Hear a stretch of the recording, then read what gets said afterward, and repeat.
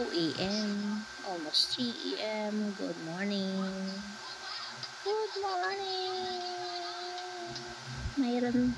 Mayroon doon, no? Oh, ganito ang ganap ko pag madaling araw.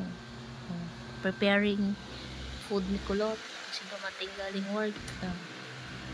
Ayan. Gatas, itlog, bread, vitamins, and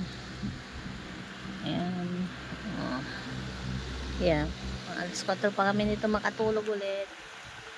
Looking tired. Tired. Tas ang ibon, yan, gising din.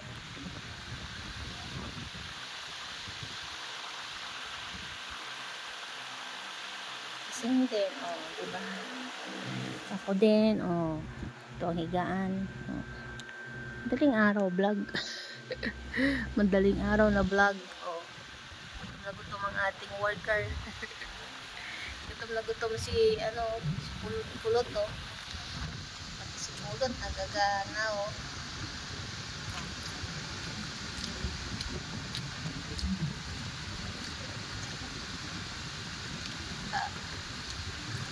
matagkit daw. Sarap nito, sarap ng itlog, That's our daily madaling araw routine. Tapos pagdating ng 4, higa na tayo.